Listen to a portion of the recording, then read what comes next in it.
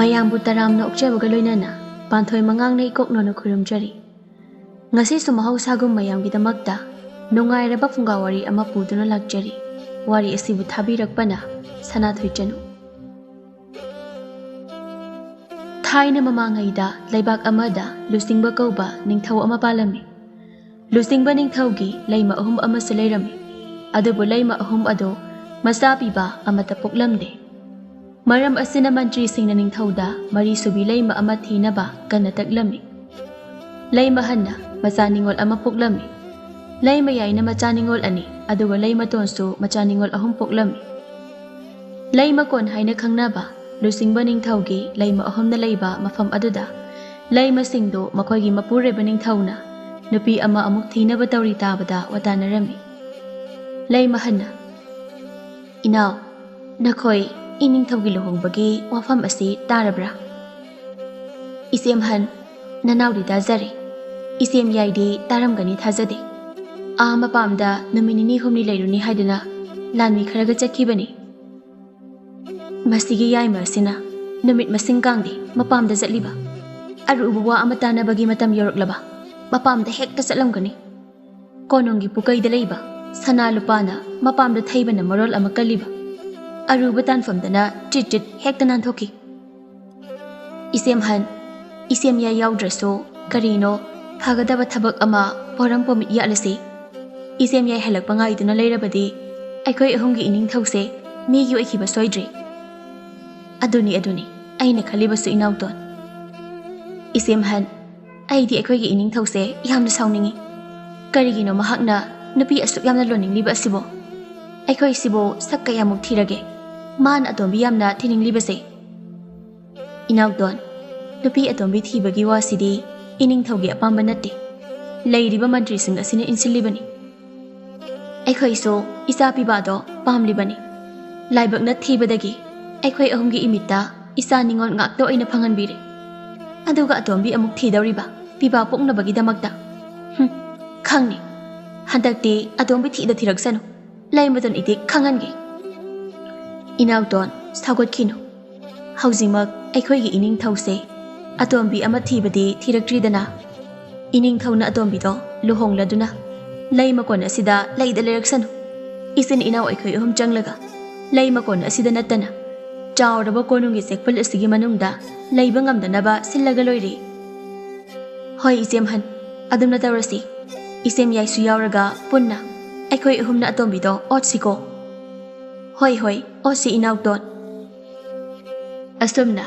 Leima han amadi Leima ton Leima yaina mapamda sakringai makoigi ningthauna atombi ama amuk thirakpa tarabadi nauna thirakadawriba nupi ado konung asida leiba ngamdanaba watanarami lusingba ningthau magi mantri singa loinana magi darbar aduda arubu wafung khara khanaduna leiri mantri amana iningthau aikhoigi leibak asida watlibase atai karisu nati ningthaugi isa piba amakhakta mangairi Isa ningodi taruk suri. Mantri, nangna haribado chumi. Adubo ina isa piba pambagi damak. Leima ama amuk thirakpa haibasi aigi Leima Ahumnadi apamba pokti. Iningthau Leima Ahumna Leima ama thibada apamba pokti haiduna. Aikhoigi ningthau sagai asi mutpada mataragadra. Chumi. Nangna haribado sumantri. Ai amuktaga munna khankiki. Mantri amana amuk iningthau na kawidaba phai laigi lai phawado karigumba iningthau na Leima ama amuk thidaba tarabadi Leima ahumgi haktakta ningthau sagai mutkani haiduna oktak pirambado ningthau lusingba akiba pokpani hek lai phaw adugi matangda ngasi su amu pogle akiba ase magi ningthau sagai gi ase mutladra haiduna Makoigi ningthaugi awaba sakphamda ubada ningthaugi asanba mantri sawbana hairaklammi iningthau sagai kange hairabadi sagai piba ama mathau tagani piba ama mathau tarabadi Leima amasu mathau tai aduna iningthauna wakal amuktang muna khanbiraga hayengi darbarda warip amatang lohhanjaningido ai ngasi ahingsi munna khalaga hayengi namita laikhai ama taraklaki mantri singna Yamna nungaijari iningthau. Asumna ngasigi darbar phamba adu loisiladuna ningthau lusingba magi kada changlaga wakhal muna tawri. Nongsup thangba maikaida laiba suraga sajaba khun amadani. Khun asigi lairaba imung amada laisna kaubi masak matau yamna ningthizabi ama lairami. Laisna bu thangnaba khun amadi manak nakba khun singi pakhang singna lumba laklami. Adubu laisna gi imung hipibamda ubada nongaibagi hekta maglakidre pakhang pumba. Laisna ga yamna nungsinazaba makhoi khun magtadagi henba kauba pakhang amasu lairami. Henba Jingda sing chanba chatluraba matung labukta yompak ama pairaduna lauriya yanba amuk kumlaklami. Laisna sumapagi sagam thinba kumlakpaga mapa sanaraduna henbana kauri. Laisna bazigi sagam thinba kumairo. Hoi ibung ngasidi labukta kumlakpa thengina ibung se. Hoi ngasidi khara thengdokre na bungse. Imana sak thongnaba sing leitre hairakpagi jingda sing chanba hana chatluraba. O yam phaye ibung Fattadi kaino ni Laisna hayeng nangina puraibu oidoriba inabo. Yari ibung wasaido ngangbiraganuko bazina takrabadi ai ikaijai-ko. Taning thalasanu kaino bazi so. Ikaiba yamna khanglamdre ibungse aidina hanmakhai khangludre. Nasumlangi ikaiba khangdabadi karisuna sungbideda pakhangoiba aidi. Maida onthongna ikaiba khanglamdre nasidi aida chacha horage. Bazigi mangda ikai benang dringi. Asi haidina ikai na chelei mapagi manak tamna Laisna do. Hai, tuni ni hei pagi be manang bo. Tap na lakpa yadro. Nong ta kibagi lauri do nan bani ne. Chak yom ka do loin haidok patari ne. Bazi, tu roye. Chak yom se kadai da sagani bazi. Aduda khara tongbo lauri ama lei do da thamlo. Ipa so lafam se amukta thunglam kige. Ukai tak pasi. Hoi bazi. Ibo halaudo ukai takpa loreduna laupakta luna lairiba ising aduda makhut hamdoklaga kakhalei. Nabung henbasu kaubiyudana Laisna chakyomdo chaminanaba ipaga. Hoi bazi. Ibung ho ibung henba bazi ga chakyom se chaminaro lao. Laisna ai liyomdagi sak chaduna kumlakpada ngairiye aduna pukse pikthale bazi adum pijaro. Henba ibo chakyom chahodre haidana ningdomgadi pomganuko nathanta horen yumda hankhraga. As ma masidi amuk lakna sale engonda. Ikai ganu ne. Laulo. Ma maga puna sahorasi chakyomse. Nangna yumdagi charakpa chaktudi ngahak leibaga adum tungkhragani. Ibo halna haimanbadagi henba Laisna na purakpa chakyomdo chabada matare. Makhutta pairamba yompaktu thanamlaga ibo halgi manakta laklaga chakyomdo hauna chaminari makhoi ani. Laisna di chakyomdo thanamlaga yumda kakhirami. Ibohal henbana sakhom chauna huklaga chabada ubada. Kaya da mathibung lauri no yengune. Chaka se aigi saruk amatta khaklamdre. Yumda sak chari esu hai.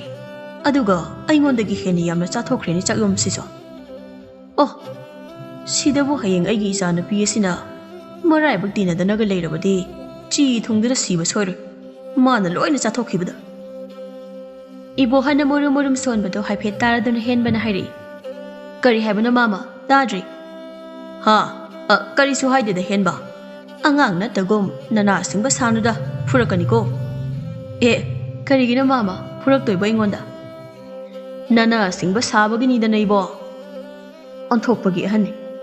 Masidi hayang ikubo kadu oiradi khonda yamna thiba han oidori. Karino henba ibo. Nangna murum soliduna. Aigi matau tamliro. Kaishin adeda mama. Hejang am hawi habanida. Mama gi matau gatamba itikna chadeda. Hauni. Aina ngasai na khangkrabani. Ado mama gi mating amata pangamgero nangbo. Mama, kari mating no aina pangdoibo. Aina ngamba mating oirabadi nasa pangjagi. Aduni dana. Ha, yamna wabdi nateda. Mama gi san paposina haidom amu watliba ukai takpase nangna khara mateng pangamo. Mama se wadana tawbani. Hayeng nangi lau ukai takpa kanda. Nangna aigi san pabose wairaga dum takso. Hoi mama, taamge. Adudi yam laiba thabak nida.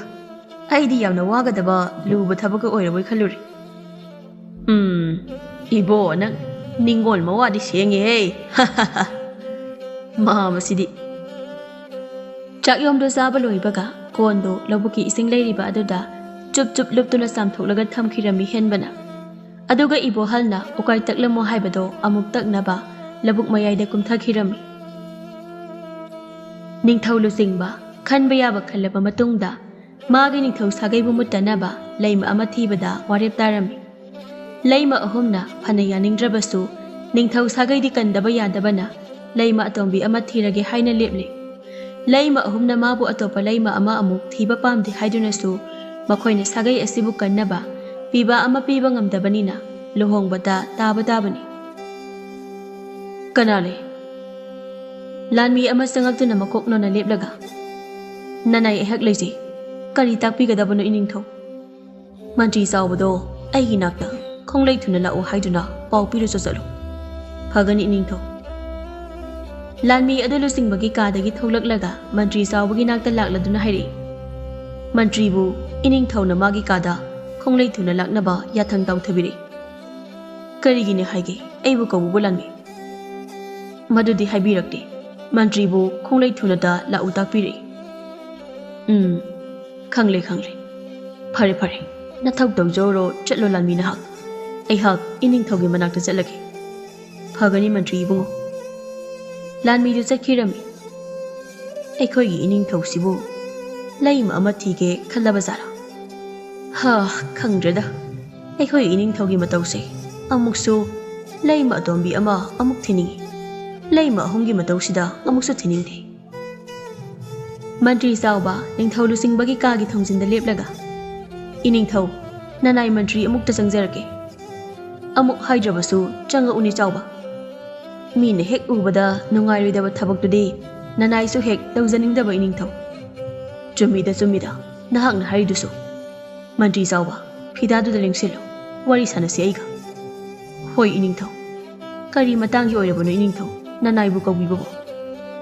Chawba ai hak leima ama thirake. Iningthau madugi wadudi ningthau sagai asigida natana leibak pumbagi yamna phaba wanina. Aina wakhan wari bagi maramdi aigi mabuk phatraba leima ahumsina leima atombi adubo kari tawbirakani sini. Hera iningthau madugidi kari su khanbiganu. Aikhoi miyam leiribasidi ningthau leiringaidabo leima makhoina kaidoba ngamgadoino.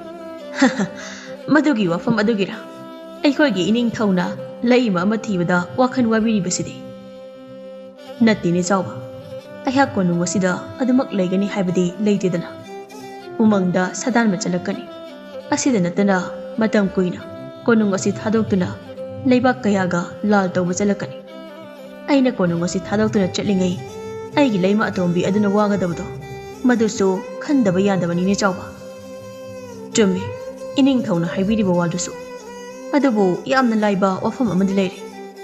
Iningthau leima ahum aduga hadak thigadoriba leima atombi asiga khatnadanaba. Leima atombi asidi leima konda thamlaroisi. Maga iningthaugi yum ama tongana sarasi. Kari kaibagi iningthau nanaina haijariba wafam asibo. Hoine yaine mantri sawba nangna haiba wafam ado. Aigi mantri sawba leiringaida ningthau aina karigi wazaruni ha. Adomna wakhal chakthopiyudana iningthau. Hoi leima atombisi aigi motade mantri sawba ningthaugi macanapi Rajkumari nattaba khungangi lairaba masak matauda laidagi hena phajabi oina pami. Aigi ningthaugi macanapi ani mantrigi macanapi ama. Leima ahum asigi haktakta hireko sagai sawbagi macanapi gase. Iningthau madugidi kari suwabirunu. Aikhoiga khun thangnabada lawmi matay manaw amagi lairembigum ningthijabi leiksna haina mingaubi leisabi amale. Madu oina hekta hainarasi iningthaugi damakta. Aigidi nangna silakpado iyada yare. Adubu luribadi mahaki khangnajaba tamba pakhangadi leitriba jala. Leiramgani haibadi thajadebo iningthauna naidi. Adudi hayengmak aikhoi ani maru oiba lanmi kharaga napi maza adugi masak yengba chatlurasini. Hoi chatlurasi iningthau.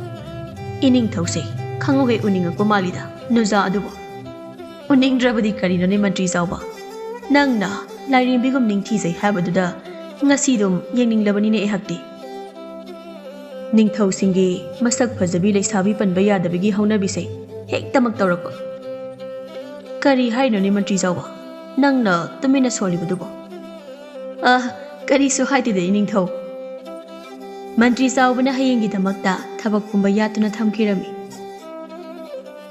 ꯏꯆꯦꯝꯍꯟ ꯀꯔꯤ ꯇꯧꯔꯦ ꯌꯥꯏꯃ ꯅꯪꯅ ꯎꯔꯥꯎꯗꯨꯅ ꯂꯥꯛꯂꯤꯕꯗꯨꯕꯣ ꯑꯗꯨꯝꯅ ꯂꯥꯛꯇ꯭ꯔꯕꯁꯨ ꯑꯗꯨꯝ ꯆꯪꯂꯛꯄ ꯌꯥꯗ꯭ꯔꯣ ꯅꯨꯡꯁꯥꯅꯒ ꯁꯥꯒꯠꯂꯛꯄꯅꯦ ꯅꯪꯒꯤ ꯑꯌꯥꯛꯄ ꯈꯣꯟꯖꯦꯜꯗꯨꯅꯒ ꯄꯥꯁꯤꯟꯅꯕꯗꯅꯦ ꯑꯩꯗꯤ ꯀꯣꯛꯀꯁꯤ ꯆꯤꯛꯇꯧꯔꯦ ꯍꯣ ꯀꯣꯛ ꯆꯤꯛꯄꯒ ꯂꯥꯏꯔꯤ ꯏꯆꯦꯝꯍꯜ ꯑꯩꯈꯣꯏꯒꯤ ꯏꯅꯤꯡꯊꯧꯅ ꯇꯧꯔꯤꯁꯤꯕꯨ ꯀꯔꯤꯅꯣ ꯍꯥꯏꯕꯅꯤꯗ ꯃꯥꯅ ꯑꯁꯨꯛ ꯅꯨꯄꯤ ꯄꯥꯝꯂꯤꯕꯁꯤꯕꯨ ꯀꯔꯤꯅꯣ ꯃꯈꯣꯏ ꯅꯤꯡꯊꯧ ꯑꯣꯏꯕꯁꯤꯡꯒꯤ ꯍꯧꯅꯕꯤ ꯐꯖꯕ ꯅꯨꯄꯤꯕꯨ ꯎꯔꯕꯗꯤ ꯃꯥꯒꯤ ꯇꯥꯂꯣꯏꯁꯤꯡꯗ ꯆꯟꯕꯁꯤꯕꯨ ꯀꯔꯤꯅꯣ ꯑꯗꯨꯗꯤ ꯍꯥꯏꯅꯨꯗ ꯌꯥꯏꯃ ꯅꯪꯁꯨ ꯀꯔꯤꯅꯣ ꯏꯆꯦꯝꯍꯟꯅ ꯍꯥꯏꯔꯤꯁꯤꯅ ꯅꯪꯁꯨ ꯂꯩꯁꯥꯕꯤ ꯅꯠꯇꯦ ꯃꯧꯅꯤ ꯏꯅꯤꯡꯊꯧꯅ ꯃꯆꯥ ꯄꯤꯕ ꯑꯃ ꯄꯥꯝꯕꯒꯤ ꯑꯄꯥꯝꯕ ꯂꯩ ꯈꯪꯕꯅ ꯅꯪꯒꯤ ꯅꯄꯥ ꯃꯟꯇ꯭ꯔꯤ ꯑꯗꯨꯅ ꯅꯝꯗꯨꯅ ꯄꯤꯁꯤꯜꯂꯛꯄ ꯅꯠꯇ꯭ꯔꯣ ꯑꯩꯒꯤ ꯏꯅꯤꯡꯊꯧ ꯑꯁꯤꯗ ꯍꯦꯔ ꯏꯆꯦꯝꯍꯜ ꯑꯗꯨꯝꯅꯒꯗꯤ ꯍꯦꯛꯇ ꯍꯥꯏꯕꯤꯔꯛꯀꯅꯨ ꯑꯩꯅ ꯀꯗꯥꯏꯗ ꯅꯝꯂꯩ ꯂꯩꯁꯤꯜꯂꯛꯀꯦ ꯂꯩꯁꯤꯜꯂꯛꯄ ꯂꯩꯁꯤꯜꯂꯛꯇꯕ ꯍꯥꯏꯕꯗꯣ ꯃꯌꯥꯝꯅ ꯂꯣꯏꯅ ꯈꯪꯅꯔꯕ ꯋꯥꯐꯝꯅꯤꯗ ꯌꯥꯏꯃ ꯐꯥꯒꯤꯗꯒꯤ ꯂꯩꯃꯍꯟꯒ ꯂꯩꯃꯌꯥꯏꯒ ꯑꯣꯏꯅ ꯈꯟꯅꯔꯛꯂꯦ ꯈꯨꯠ ꯌꯥꯎꯅꯗꯦꯗ ꯃꯈꯥꯏ ꯂꯩꯃꯇꯣꯟ ꯄ꯭ꯔꯄꯞ ꯆꯪꯉꯛꯇꯨꯅ ꯃꯁꯦꯝ ꯑꯅꯤꯒꯤ ꯃꯌꯥꯏꯗ ꯂꯦꯞꯁꯤꯜꯂꯒ ꯏꯆꯦꯝꯍꯟꯒ ꯏꯆꯦꯝꯌꯥꯏꯒꯅ ꯁꯣꯝꯗ ꯈꯠꯅꯔꯤꯉꯩ ꯏꯅꯤꯡꯊꯧꯗꯤ ꯍꯌꯦꯡꯒꯤ ꯅꯨꯃꯤꯠꯇ ꯅꯨꯄꯤ ꯌꯦꯡꯕ ꯆꯠꯈꯤꯗꯧꯔꯦ ꯂꯩꯃꯍꯟꯅ ꯀꯩꯅꯣ ꯍꯥꯏꯔꯤꯁꯤꯕꯨ ꯂꯩꯃꯇꯣꯟ ꯑꯁꯦꯡꯕꯔ ꯍꯥꯏꯕ ꯅꯪꯅ ꯍꯥꯏꯔꯤꯕꯗꯣ ꯍꯣꯏ ꯑꯁꯦꯡꯕꯅꯤ ꯏꯆꯦꯝꯍꯜ ꯑꯩꯒꯤ ꯏꯅꯥꯏ ꯑꯃꯅ ꯍꯥꯏꯔꯛꯄꯅꯤ ꯑꯀꯨꯞꯄ ꯃꯔꯣꯟꯗꯤ ꯑꯩꯁꯨ ꯈꯪꯗꯦ ꯀꯔꯝꯕ ꯂꯩꯕꯥꯛꯀꯤ ꯅꯤꯡꯊꯧꯒꯤ ꯃꯆꯥ ꯔꯥꯖꯀꯨꯃꯥꯔꯤꯅꯤ ꯍꯥꯏꯒꯦ ꯑꯗꯨꯗꯤ ꯈꯪꯗꯤꯌꯦ ꯏꯆꯦꯝꯍꯜ ꯏꯅꯥꯏ ꯑꯗꯨꯁꯨ ꯃꯥꯅ ꯏꯅꯤꯡꯊꯧꯒꯤ ꯀꯥ ꯂꯥꯟꯗꯨꯅ ꯂꯥꯛꯄꯗ ꯃꯟꯇ꯭ꯔꯤ ꯆꯥꯎꯕꯒ ꯁꯥꯟꯅꯕ ꯋꯥꯔꯤꯗ ꯆꯠꯀꯅꯤ ꯍꯥꯏꯕ ꯋꯥꯐꯝ ꯑꯁꯦ ꯈꯛꯇꯃꯛ ꯇꯥꯍꯧꯕꯅꯤ ꯍꯥꯏ ꯂꯩꯃꯌꯥꯏꯅ ꯃꯗꯨꯒꯤ ꯏꯅꯤꯡꯊꯧꯒꯤ ꯑꯆꯝꯕ ꯃꯅꯥꯏ ꯃꯟꯇ꯭ꯔꯤ ꯆꯥꯎꯕ ꯍꯥꯏꯕꯗꯣ ꯑꯔꯣꯟꯕ ꯃꯤ ꯊꯥꯗꯣꯛꯂꯒ ꯈꯨꯅꯦꯛꯇ ꯍꯥꯠꯇꯣꯛꯍꯟꯈꯤꯗꯕ ꯌꯥꯔꯔꯣꯏ ꯃꯥ ꯂꯩꯕꯗ ꯑꯩꯈꯣꯏꯗ ꯌꯥꯝꯅ ꯃꯥꯡꯖꯩ ꯆꯨꯝꯃꯤ ꯌꯥꯏꯃ ꯅꯪꯅ ꯍꯥꯏꯔꯤꯕ ꯋꯥꯐꯝ ꯑꯗꯣ ꯂꯧꯁꯤꯡ ꯈꯔ ꯂꯩꯕ ꯑꯇꯣꯝꯕꯤ ꯂꯩꯃꯇꯣꯟꯅ ꯄꯥꯈꯠꯅ ꯍꯥꯏꯔꯛꯏ ꯇꯞꯅ ꯉꯥꯡꯉꯨ ꯏꯆꯦꯝꯍꯜ ꯏꯆꯦꯝꯌꯥꯏ ꯑꯇꯣꯞꯄ ꯃꯤꯅ ꯇꯥꯈ꯭ꯔꯕꯗꯤ ꯑꯩꯈꯣꯏ ꯑꯍꯨꯝ ꯁꯔꯪꯗ ꯕꯟꯗꯤ ꯑꯣꯏꯕ ꯁꯣꯏꯔꯣꯏꯀꯣ ꯍꯣꯏꯅꯦ ꯆꯨꯝꯃꯤꯅꯦ ꯑꯇꯣꯝꯕꯤ ꯅꯪꯅ ꯍꯥꯏꯔꯤꯕꯗꯣ ꯁꯥꯎꯅꯤꯡꯕꯒꯤ ꯃꯌꯥꯏꯅ ꯃꯤꯅ ꯇꯥꯅꯤ ꯇꯥꯔꯣꯏ ꯈꯪꯗꯈꯩ ꯉꯥꯡꯊꯣꯛꯈ꯭ꯔꯦ ꯑꯩꯁꯨ ꯏꯆꯦꯝꯌꯥꯏ ꯑꯩꯈꯣꯏꯅ ꯂꯩꯔꯤꯕ ꯂꯩꯃꯀꯣꯟ ꯑꯁꯤꯗ ꯁꯥꯟꯅꯕ ꯋꯥꯔꯤ ꯄꯨꯝꯕ ꯑꯩꯈꯣꯏ ꯏꯆꯤꯟ ꯏꯅꯥꯎ ꯑꯍꯨꯝ ꯅꯠꯇꯅ ꯀꯅꯥꯅꯁꯨ ꯇꯥꯍꯜꯂꯣꯏꯁꯤ ꯉꯁꯤꯗꯒꯤ ꯂꯩꯃꯍꯟꯅ ꯑꯩ ꯃꯄꯥꯟꯗ ꯃꯤ ꯂꯩꯕ꯭ꯔꯥ ꯍꯥꯏꯗꯨꯅ ꯑꯃꯨꯛꯇ ꯌꯦꯡꯂꯨꯒꯦ ꯑꯁꯤ ꯍꯥꯏꯗꯨꯅ ꯍꯨꯔꯥꯟꯕꯤꯒꯨꯝꯅ ꯆꯦꯟꯊꯣꯔꯛꯂꯒ ꯃꯉꯛꯇꯣ ꯂꯩꯃꯀꯣꯟꯒꯤ ꯑꯀꯣꯏꯕꯗ ꯀꯅꯥ ꯀꯅꯥ ꯂꯩ ꯍꯥꯏꯗꯨꯅ ꯌꯦꯡꯉꯛꯏ ꯀꯅꯥꯁꯨ ꯂꯩꯇ꯭ꯔꯕꯗ ꯑꯃꯨꯛ ꯆꯪꯂꯛꯂꯒ ꯀꯅꯥꯁꯨ ꯂꯩꯍꯧꯗꯦ ꯃꯅꯥꯛ ꯅꯛꯄ ꯁ꯭ꯋꯥꯏꯗꯗꯤ ꯏꯅꯥꯎꯁꯥ ꯂꯩꯃꯇꯣꯟꯅ ꯏꯆꯦꯝꯍꯟ ꯅꯤꯡꯊꯧꯒꯤ ꯃꯅꯥ ꯐꯛꯂꯥꯡꯗ ꯊꯦꯠꯂꯤ ꯍꯥꯏꯕ ꯄꯔꯃꯥꯟ ꯑꯃꯁꯨ ꯂꯩꯕꯅꯤ ꯃꯗꯨ ꯈꯪꯅ ꯑꯩꯈꯣꯏ ꯆꯠꯁꯤꯀꯣ ꯍꯣꯏ ꯑꯇꯣꯝꯕꯤ ꯏꯆꯦꯝꯍꯟ ꯏꯆꯦꯝꯌꯥꯏ ꯑꯩꯗꯤ ꯊꯋꯥꯏꯁꯦ ꯌꯥꯝꯅ ꯅꯨꯡꯉꯥꯏꯇꯦꯗ ꯑꯩꯅ ꯑꯇꯣꯝꯕꯤ ꯑꯣꯏꯗꯨꯅ ꯂꯩꯖꯔꯝꯕꯁꯦ ꯑꯩꯒꯤ ꯃꯈꯥꯗ ꯑꯇꯣꯝꯕꯤ ꯂꯩꯃ ꯑꯃꯨꯛ ꯂꯥꯛꯂꯅꯤ ꯈꯟꯕꯗ ꯏꯁ ꯑꯗꯨꯒꯤꯕꯨ ꯀꯔꯤꯁꯨ ꯈꯜꯂꯨꯅꯨꯁꯦ ꯑꯇꯣꯝꯕꯤ ꯑꯩꯈꯣꯏꯒꯤ ꯂꯩꯃꯀꯣꯟ ꯑꯁꯤꯒꯤ ꯂꯩꯃ ꯑꯇꯣꯝꯕꯤꯗꯤ ꯅꯍꯥꯛꯅꯤ ꯂꯥꯛꯀꯗꯧꯔꯤꯕ ꯅꯨꯄꯤꯗꯣ ꯑꯗꯨꯗꯤ ꯂꯩꯃ ꯑꯇꯣꯝꯕꯤ ꯈꯛ ꯑꯣꯏꯍꯜꯂꯣꯏ ꯏꯆꯦꯝꯍꯜ ꯑꯃꯗꯤ ꯑꯩꯍꯥꯛꯅ ꯅꯠꯇ꯭ꯔꯅꯤ ꯏꯆꯦꯝꯍꯜ ꯃꯥꯅꯤ ꯃꯥꯅꯤ ꯌꯥꯏꯃ ꯅꯨꯃꯤꯠꯅ ꯆꯤꯡꯌꯥ ꯌꯧꯔꯛꯄ ꯃꯇꯝ ꯅꯨꯃꯤꯠ ꯃꯥꯒꯤ ꯃꯉꯥꯜꯅ ꯁꯅꯥ ꯃꯆꯨꯒꯨꯝ ꯄꯨꯛꯅꯤꯡ ꯍꯨꯅ ꯐꯖꯔꯕ ꯄꯨꯡꯆꯥ ꯑꯗꯨꯗ ꯍꯦꯟꯕ ꯑꯃꯗꯤ ꯂꯩꯁꯅ ꯆꯤꯡꯌꯥꯒꯤ ꯂꯝꯄꯥꯛ ꯃꯆꯥ ꯑꯗꯨꯗ ꯉꯁꯤꯁꯨ ꯍꯥꯟꯅꯒꯨꯝ ꯎꯅꯗꯨꯅ ꯋꯥꯔꯤ ꯁꯥꯟꯅꯔꯤ ꯂꯩꯁꯅ ꯐꯖꯗ꯭ꯔꯥ ꯅꯨꯃꯤꯠ ꯃꯥꯒꯤ ꯃꯉꯥꯜꯅ ꯆꯤꯡꯒꯤ ꯃꯔꯨꯝꯗ ꯂꯩꯁꯤꯜꯂꯝꯗꯥꯏꯒꯤ ꯁꯛꯇꯝ ꯑꯁꯦ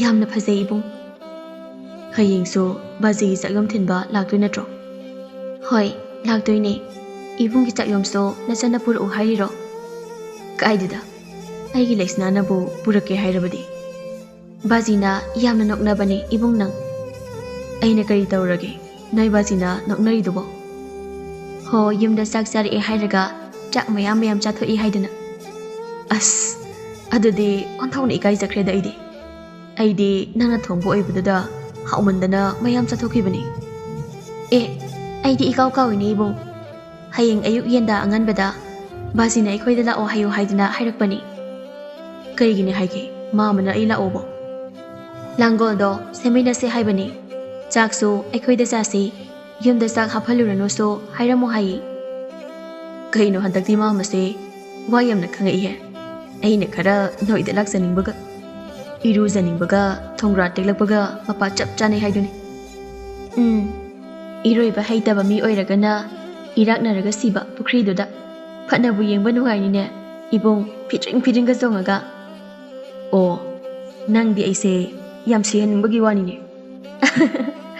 ꯅꯠꯇꯤꯌꯦ ꯏꯕꯨꯡꯗꯤ ꯏꯔꯣꯏꯕ ꯍꯩꯇꯦ ꯍꯥꯏꯕꯗꯨꯗ ꯐꯥꯒꯤ ꯇꯧꯕꯅꯤꯗ ꯑꯩꯅ ꯅꯣ ꯅꯪ ꯄꯦꯟꯅ ꯅꯣꯛꯂꯒ ꯂꯩꯍꯧꯔꯣꯀꯣ ꯑꯩꯗꯤ ꯆꯠꯂꯦ ꯑꯩꯃ ꯏꯕꯨꯡ ꯆꯠꯃꯤꯟꯅꯁꯤ ꯉꯥꯏꯈꯨꯋꯣ ꯑꯩꯅ ꯐꯥꯒꯤ ꯇꯧꯕꯅꯦ ꯍꯥꯏꯔꯒ ꯐꯥꯒꯤ ꯌꯥꯝꯅ ꯍꯩꯕꯤꯅꯤꯅ ꯅꯪꯗꯤ ꯂꯝꯄꯥꯛꯇ ꯍꯧꯔꯤꯕ ꯅꯥꯄꯤꯁꯤꯡꯗꯨꯒ ꯐꯥꯒꯤ ꯇꯧꯔꯒ ꯂꯩꯍꯧꯔꯣ ꯍꯦꯟꯕ ꯁꯥꯎꯅ ꯃꯈꯣꯡꯗꯨ ꯒꯝ ꯒꯝ ꯊꯥꯡꯗꯨꯅ ꯆꯠꯈꯤꯔꯝꯃꯤ ꯂꯩꯛꯁꯅꯥꯁꯨ ꯍꯦꯟꯕꯕꯨ ꯆꯦꯟꯆꯠ ꯇꯧꯅ ꯇꯥꯟꯅꯗꯨꯅ ꯏꯟꯅꯈꯤ ꯅꯤꯡꯊꯧ ꯂꯨꯆꯤꯡꯕ ꯑꯍꯤꯡꯗ ꯇꯨꯝꯊꯕ ꯌꯥꯔꯝꯗꯦ ꯉꯁꯥꯏ ꯃꯟꯇ꯭ꯔꯤ ꯆꯥꯎꯕꯅ ꯂꯥꯏꯔꯦꯝꯕꯤꯒꯨꯝ ꯅꯤꯡꯊꯤꯖꯕꯤ ꯂꯩꯛꯁꯅꯥ ꯍꯥꯏꯅ ꯍꯥꯏꯔꯝꯕ ꯑꯗꯨꯗ ꯊꯥꯖꯗꯅ ꯉꯁꯤꯗꯤ ꯂꯩꯃ ꯑꯍꯨꯝꯗꯣ ꯍꯧꯅꯗꯨꯅ ꯃꯄꯨꯔꯣꯏꯕ ꯅꯤꯡꯊꯧꯒꯤ ꯀꯥꯇꯅ ꯂꯥꯛꯂꯝꯃꯤ ꯊꯣꯡꯖꯤꯟꯗꯅ ꯂꯥꯟꯃꯤ ꯃꯌꯥꯝ ꯑꯃ ꯍꯪꯀꯠ ꯍꯟꯗ ꯆꯠꯇꯨꯅ ꯉꯥꯛꯂꯤ ꯂꯩꯃꯇꯣꯟ ꯂꯥꯟꯃꯤꯁꯤꯡꯗꯨ ꯎꯕꯗ ꯍꯥꯏꯔꯛꯏ ꯃꯆꯦꯝ ꯑꯅꯤꯗ ꯏꯆꯦꯝꯍꯟ ꯏꯆꯦꯝ ꯌꯥꯏ ꯑꯩꯗꯤ ꯑꯁꯤꯒꯤ ꯏꯅꯤꯡꯊꯧꯒꯤ ꯊꯧꯉꯥꯛꯄ ꯂꯥꯟꯃꯤꯁꯤꯡꯁꯦ ꯋꯥ ꯉꯥꯡꯅꯕ ꯇꯜꯂꯤꯀꯣ ꯅꯣꯏ ꯑꯅꯤꯅ ꯍꯥꯏꯌꯨ ꯂꯩꯃ ꯌꯥꯏꯅ ꯑꯃꯨꯛ ꯑꯩꯁꯨ ꯇꯜꯂꯤ ꯑꯗꯨꯅ ꯏꯆꯦꯝꯍꯜ ꯑꯣꯏꯅ ꯍꯥꯏꯅꯁꯅꯤ ꯍꯣꯏꯁꯦ ꯑꯩ ꯍꯥꯏꯅꯒꯦ ꯑꯩꯅ ꯑꯍꯟ ꯍꯥꯏꯗꯣ ꯑꯣꯏꯔꯕꯅꯤꯅ ꯉꯝꯅꯕ ꯍꯥꯏꯅꯕ ꯇꯥꯔꯦꯗꯅ ꯏꯅꯤꯡꯊꯧꯅ ꯃꯥꯒꯤ ꯀꯥꯗ ꯑꯩꯈꯣꯏ ꯆꯪꯉꯛꯄ ꯌꯥꯗ꯭ꯔꯗꯤ ꯀꯃꯥꯏ ꯇꯧꯅꯤ ꯏꯆꯦꯝꯍꯟ ꯍꯦꯔꯥ ꯑꯗꯨꯒꯤꯕꯨ ꯀꯔꯤꯁꯨ ꯋꯥꯔꯨꯅꯨꯁꯦ ꯏꯅꯥꯎ ꯏꯅꯤꯡꯊꯧꯅ ꯃꯥꯒꯤ ꯀꯥꯗ ꯆꯪꯒꯤ ꯌꯥꯗ꯭ꯔꯒꯅ ꯀꯩꯔꯥꯛ ꯊꯥꯔꯒ ꯃꯥꯒꯤ ꯀꯥꯒꯤ ꯊꯣꯡꯅꯥꯎꯗ ꯆꯪꯂꯒ ꯂꯣꯏꯔꯦꯗꯅ ꯍꯣꯏ ꯑꯗꯨꯃꯥꯏꯅ ꯇꯧꯔꯁꯤ ꯏꯆꯦꯝꯍꯜ ꯊꯧꯉꯥꯛꯄ ꯂꯥꯟꯃꯤ ꯑꯩꯈꯣꯏ ꯑꯍꯨꯝ ꯏꯅꯤꯡꯊꯧ ꯎꯅꯒꯦ ꯑꯗꯨꯅ ꯏꯅꯤꯡꯊꯧꯒꯤ ꯀꯥꯗ ꯆꯪꯒꯦ ꯃꯁꯤꯗ ꯑꯊꯤꯡꯕ ꯄꯤꯔꯛꯀꯅꯨ ꯃꯍꯥꯔꯥꯅꯤ ꯃꯗꯨꯗꯤ ꯀꯌꯥ ꯅꯨꯡꯉꯥꯏꯗꯧ ꯃꯥꯟꯗꯦꯕꯨ ꯉꯁꯤꯗꯤ ꯏꯅꯤꯡꯊꯧꯅ ꯉꯁꯥꯏ ꯃꯥꯒꯤ ꯀꯥꯗ ꯀꯅꯥ ꯑꯃꯗ ꯆꯪꯍꯜꯂꯛꯀꯅꯨ ꯍꯥꯏꯅ ꯇꯥꯛꯄꯤꯔꯝꯃꯤ ꯑꯇꯣꯞꯄ ꯃꯤ ꯍꯥꯏꯕ ꯑꯣꯏꯔꯝꯒꯅꯤ ꯑꯩꯈꯣꯏꯗꯤ ꯆꯪꯕ ꯌꯥꯒꯅꯤ ꯐꯔꯁꯨ ꯐꯠꯇ꯭ꯔꯁꯨ ꯑꯩꯈꯣꯏ ꯑꯍꯨꯝꯁꯦ ꯃꯥꯒꯤ ꯂꯣꯏꯅꯕꯤ ꯂꯩꯃ ꯉꯥꯛꯇꯅꯤ ꯀꯔꯤꯒꯤꯅꯣ ꯅꯈꯣꯏ ꯂꯥꯟꯃꯤꯁꯤꯡꯁꯤꯅ ꯑꯁꯨꯛ ꯌꯥꯝꯅ ꯍꯩꯄꯥ ꯁꯥꯔꯤꯕꯁꯦ ꯃꯥꯒꯤ ꯅꯨꯄꯤ ꯑꯃꯅ ꯃꯥꯒꯤ ꯅꯨꯄꯥꯒꯤ ꯀꯥꯗ ꯆꯪꯕꯗ ꯌꯥꯏꯌꯦꯒ ꯌꯥꯗꯦꯒ ꯅꯣꯏ ꯃꯉꯥꯏꯔꯦꯅꯦ ꯉꯥꯛꯄꯤꯒꯅꯤ ꯃꯍꯥꯔꯥꯅꯤ ꯑꯩꯈꯣꯏ ꯃꯌꯥꯝꯁꯦ ꯏꯅꯤꯡꯊꯧꯒꯤ ꯃꯈꯥꯗ ꯂꯩꯕ ꯂꯥꯟꯃꯤ ꯉꯥꯛꯇꯅꯤ ꯑꯗꯨꯅ ꯏꯅꯤꯡꯊꯧꯅ ꯍꯥꯏꯕ ꯋꯥ ꯏꯟꯖꯕ ꯇꯥꯕꯅꯤ ꯃꯗꯨ ꯐꯅ ꯑꯣꯏꯔꯕꯁꯨ ꯀꯥꯗ ꯆꯪꯂꯒ ꯑꯃꯨꯛꯇꯪ ꯍꯥꯏꯔꯁꯨ ꯆꯪꯉꯨ ꯀꯨꯏꯔꯣꯏ ꯏꯅꯤꯡꯊꯧꯒ ꯎꯅꯒꯗꯕ ꯂꯩꯃꯍꯟꯅ ꯍꯥꯏꯃꯟꯕꯗꯒꯤ ꯂꯥꯟꯃꯤ ꯑꯗꯨ ꯂꯨꯆꯤꯡꯕꯒꯤ ꯀꯥꯗ ꯆꯪꯉꯛꯇꯨꯅ ꯍꯥꯏꯔꯛꯏ ꯏꯅꯤꯡꯊꯧ ꯂꯩꯃ ꯑꯍꯨꯝ ꯂꯥꯛꯇꯨꯅ ꯏꯅꯤꯡꯊꯧꯕꯨ ꯎꯅꯒꯦ ꯍꯥꯏꯔꯤ ꯍꯧꯖꯤꯛ ꯅꯤꯡꯊꯧ ꯂꯨꯆꯤꯡꯕ ꯅꯨꯡꯉꯥꯏꯅ ꯃꯣꯟꯗ꯭ꯔꯪ ꯑꯃꯗ ꯇꯥꯎꯖꯔꯝꯕꯗꯣ ꯃꯍꯥꯔꯥꯅꯤ ꯑꯍꯨꯝ ꯂꯥꯛꯏ ꯄꯜꯂꯛꯄꯗ ꯃꯣꯟꯗ꯭ꯔꯒ ꯄꯨꯡꯆꯥꯏ ꯆꯥꯏꯈ꯭ꯔꯦ ꯃꯇꯝꯁꯤꯁꯨ ꯐꯅ ꯌꯥꯝꯗꯤ ꯊꯦꯡꯂꯝꯃꯅꯤ ꯑꯗꯨꯒ ꯀꯔꯤꯒꯤꯅꯣ ꯅꯍꯥꯟ ꯃꯈꯩ ꯑꯩ ꯎꯅꯒꯦ ꯍꯥꯏꯗꯨꯅ ꯂꯥꯛꯇ꯭ꯔꯒ ꯉꯁꯤ ꯍꯧꯅꯔꯒ ꯍꯦꯛꯇ ꯂꯥꯛꯂꯤꯕꯁꯤꯅ ꯏꯅꯤꯡꯊꯧ ꯂꯩꯃ ꯑꯍꯨꯝꯃꯛꯀꯤ ꯃꯥꯏꯊꯣꯡꯗ ꯌꯥꯝꯅ ꯁꯥꯎꯕꯒꯨꯝꯅꯁꯨ ꯎꯏ ꯀꯔꯤ ꯍꯥꯏꯖꯧ ꯍꯥꯏꯕꯅꯣ ꯂꯩꯃ ꯑꯍꯨꯝꯗꯅ ꯅꯥꯏꯅ